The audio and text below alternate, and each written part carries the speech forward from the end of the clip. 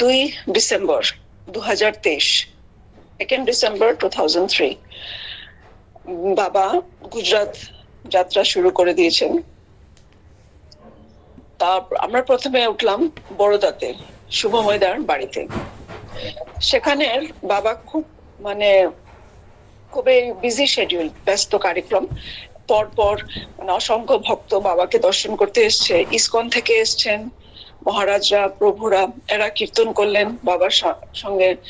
শুভময়দার যেটা বাড়ি ছিল, সবাই ওদের কলোনিতে সব ভক্তরা, সব পরিবার একজুট হয়ে এই অনুষ্ঠানটা ওরা তৈরি করেছে। খুব সুন্দর পরে ওরা প্যান্ডেল সাজিয়েছিল, বাবা খুব সুন্দর স্বাগত হলো। তারপর পরদিন সুন্দর কীর্তন দিয়ে বাবার জয়ধ্বনি করা হলো, সম্বর্ধনা করা হলো। আর পুষ্প বৃষ্টি, ফুল দিয়ে বৃষ্টি, ফুল দিয়ে বাবাকে সম্মান দেওয়া হলো। তারপর বাবা রামকৃষ্ণ মিশনও গেলেন সেখানটায়।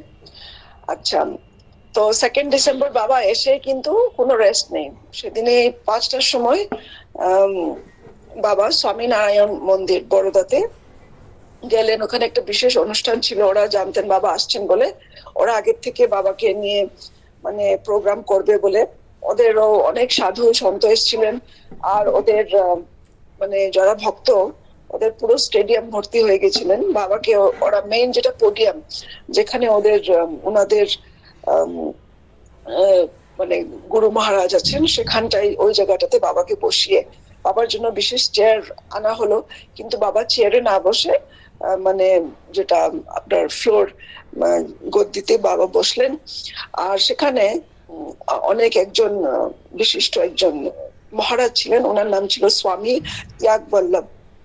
স্বামী ত্যাগবল্লভ বাবাকে দেখে এত মুগ্ধ হলেন যে উনি বাবার অনেক সুন্দর স্পিচ উনি বললেন। সে স্পিচটা ইউটিউবে রেকর্ডেড আছে, আমি পরে সময় পেলে ওই স্পিচটা আমি বিস্তারভাবে একটু বলবো উনি কি বলেছিলেন। আচ্ছা, বাবা বললেন, ইংলিশে যেটা বললেন আমি বলছি, তারপর বাংলায় বলবো। We have to give up আসক্তি, give up all attachment. তো সেদিন বললেন। তো আমি ছিলাম একটু আলাদা বাড়িতে, একটু নেক্সট বাড়িতেই ছিলাম। তো বাবা যেখানটায় ছিল সেখানটায় আমি সকালবেলা চলে আসতাম, আর ভক্তদের কেউ লিফলেট দেওয়া বা বাবার জীবনী বলা, সেটা আমার ডিউটি ছিল। তো 3 ডিসেম্বরে আমার আসতে দেরি হয়ে গেছে। বাবা যদিও বলেছে সকালে আসবে, আমার আসতে একটু দেরি হয়ে গেল। তখন বাবা কি সুন্দর একটা কথা বললেন। বাবা কোনো কিছুতেই সবসময় একটা পজিটিভ টোনে কথা বলেন। এটা আমি একটা এক্সাম্পল দিচ্ছি। বাবা বলেন আমাকে, you are early for the next one. You are late বলেনি, নেক্সট যারা ভক্ত আসবে সেটার জন্য আমি আর্লি এসে গেছি। অলরেডি অনেক ভক্ত এসে চলেই গেছে, 5টার থেকে ভক্ত আসা শুরু হয়ে গেছে, বাবার থেকে আশীর্বাদ নেওয়া এইসব কার্যক্রম চলছে। তো আমি 8টার সময় এসেছি, তো আমি 8টার সময় আসার জন্য বলছি you are early for the next one. আচ্ছা, তো সেদিন 10টার সময় একটা সুন্দর প্রসেশন হলো। বাবাকে একটা সাদা রথ, হোয়াইট চ্যারিয়েটে, আর white chariot drawn by 2 white horses, সাদা রঙের ঘোড়া আর সাদা রথ। বাবাকে একদম সাক্ষাৎ রাম, অযোধ্যা রাম মতন দেখা হচ্ছে। অথবা আবার আমি এটাও কম্পেয়ার করছি, আমার মনের মধ্যে লাগছিল যেমন শ্রীকৃষ্ণ দ্বারিকাতে যেরকম অর্জুনকে নিয়ে রথের মধ্যে ছিলেন, সেই রকম ঠিক লাগছিল। আচ্ছা, সেদিন আমি তখন বৃন্দাবনে 2022-এ আমি একটা রুদ্রাক্ষ মালা পাই, যেটা আমি অ্যাকচুয়ালি লন্ডনেই পাই। তো আমি খুব খুশি হয় যে আমি একটা রুদ্রাক্ষ মালা আপনি পেয়ে গেছি। তো ওই রুদ্রাক্ষ মালাটা আমি কিন্তু মাঝে মাঝে পড়ি, বৃন্দাবনেও পড়েছিলাম, তারপর বিভিন্ন জায়গায় আমি পড়তাম, সবসময় না কিন্তু স্পেশাল অকেশন আমি পড়তাম। তো বাবা আমার গলায় রুদ্রাক্ষ মালাটা দেখি কিন্তু বলেছিল যে তুলসী মালার সাথে রুদ্রাক্ষ মালাটা না পড়লেও চলবে, এত খুব বিশেষ দরকার নেই। তো আমি বাবার কথাটা কিন্তু শুনিনি, যেহেতু আমার খুব পছন্দ, আমি কিন্তু পড়তাম। তো সেদিন কি হলো, আমার রুদ্রাক্ষ মালাটা হারিয়ে গেল। হারিয়ে যাওয়াতে আমার খুব মনে কষ্ট হচ্ছিল, প্যানিক করছিলাম। উপায় না পেয়ে বাবাকে গিয়ে বললাম যে আমার তো রুদ্রাক্ষ মালা হারিয়ে গেছে। তখন উনি বলল যে ইটস ওকে। আর তখন আবার বলল রুদ্রাক্ষ আর তুলসী মালা তারা ডাইমেনশনালি একটু অপোজিট। তো এই কথাটা যদি বাবা সবাইকে বলে না, অনেকে তো পড়ে রুদ্রাক্ষ মালা আর তুলসী মালা, কিন্তু আমাকে যেহেতু বিশেষভাবে বললো, তখন আমি বুঝলাম যে আমি বাবার কথা না শোনার জন্য আমার রুদ্রাক্ষ মালা হারিয়ে গেছে। তখন আমি মনে মনে সংকল্প করলাম যে ঠিক আছে, আমি আর পড়বো না। একটু পরে আমি মালাটা পেয়ে গেলাম। কারণ তখন আমার পরপর মনে হলো যে গোপেশ্বর মহাদেব মন্দিরও আমি যখন যাই, পরে যাই, তখনও বাবা মানা করেছিল, তো ওগুলো কথা আমি শুনিনি।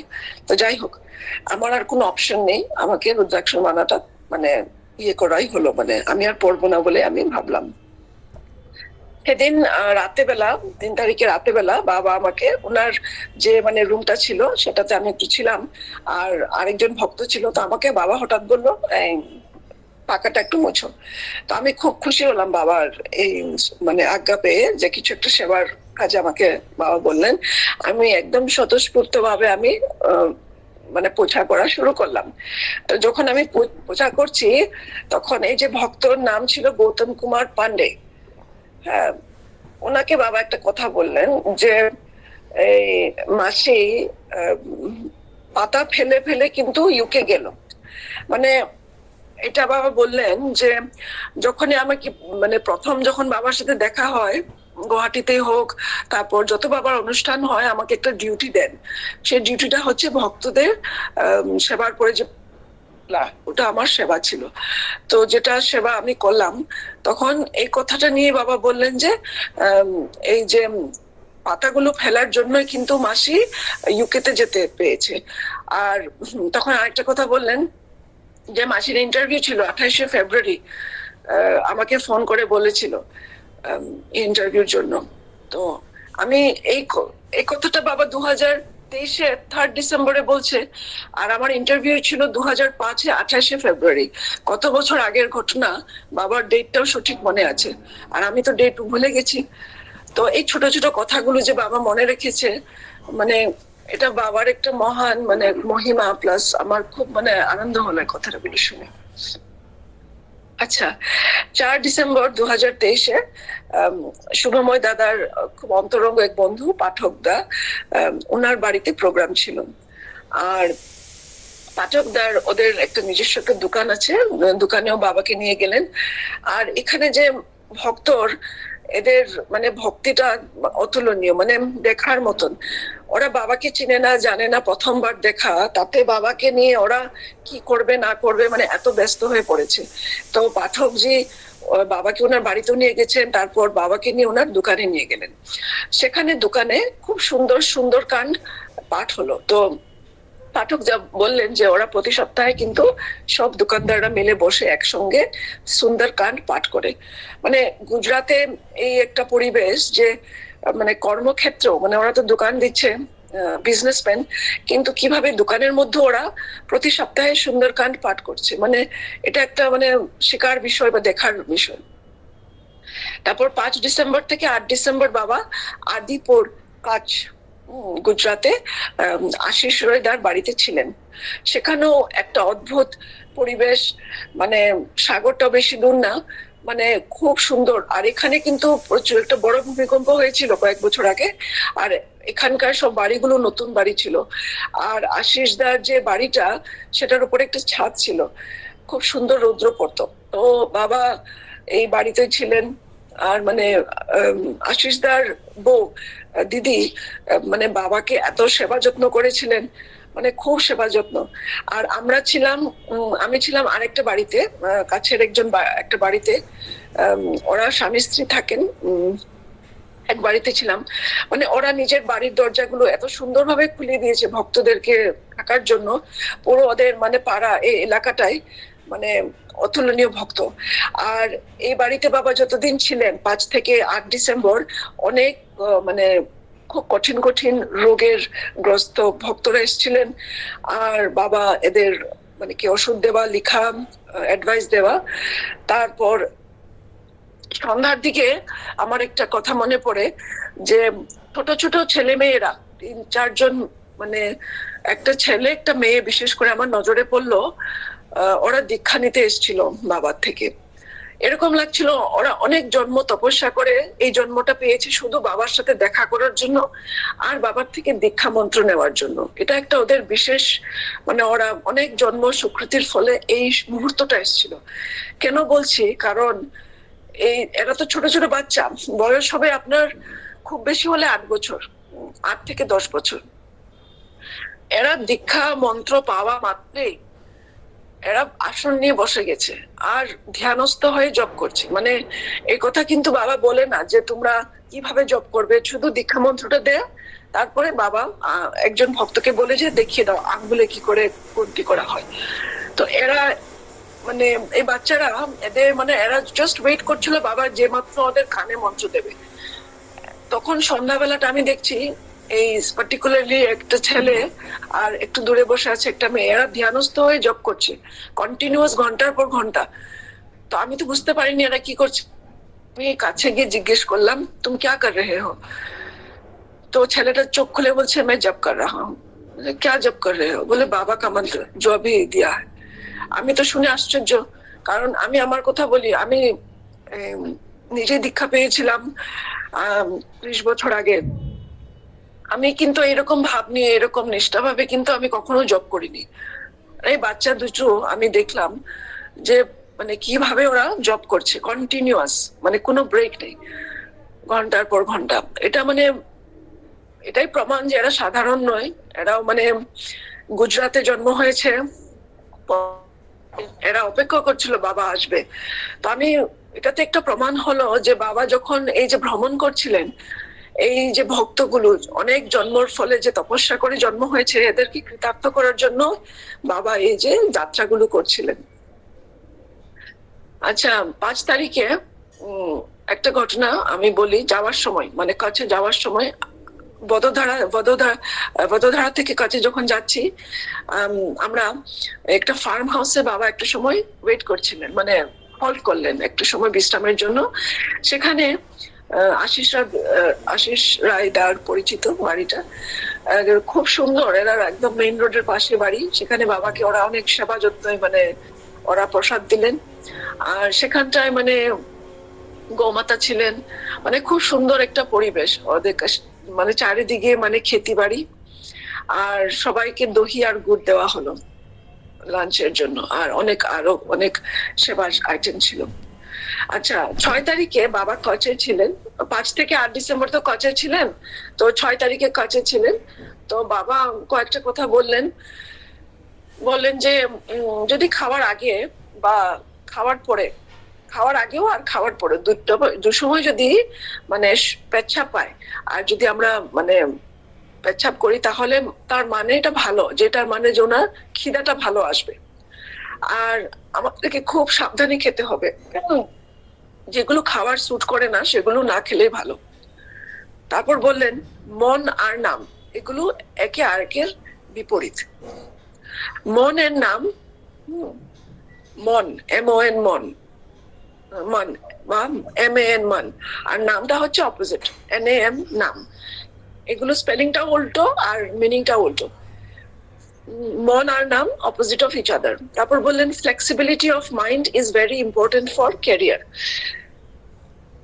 তখন বললেন যখন আমরা নাম করি তখন আমার মাইন্ড গুলো ফ্লেক্সিবল হয়।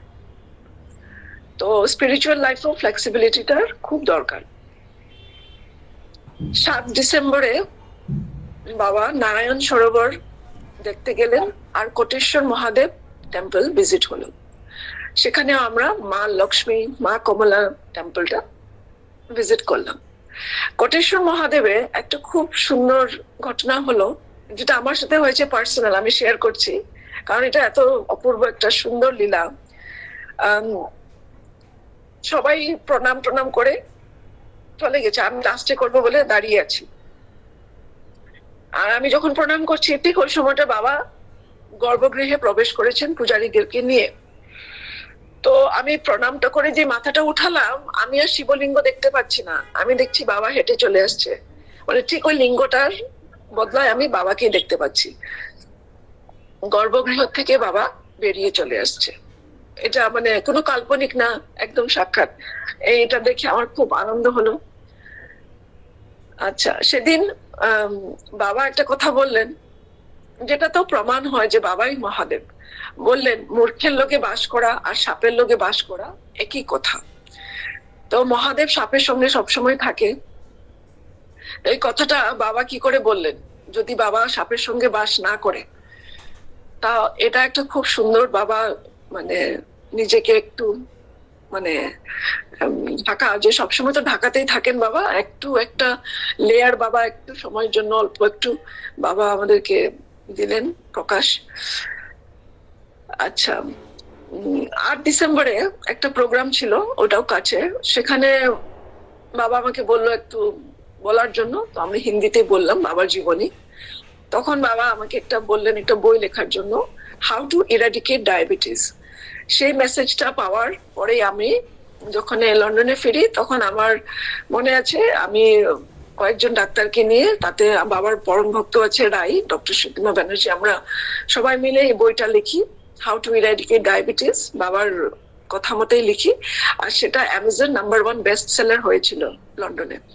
তো সেটাও একটু উল্লেখযোগ্য এখানে, কি বাবার যখন বাবা কোনো কথা বলেন বা নির্দেশ দেন, সেটাতে বাবা ওটাতে নির্দেশের মধ্যে বাবা শক্তি সঞ্চার করে দিয়ে, যাকে যা কাজটা দিচ্ছে সে দায়িত্ব দেন এই কাজটা সম্পূর্ণ মতে ভালো মতে করতে পারে।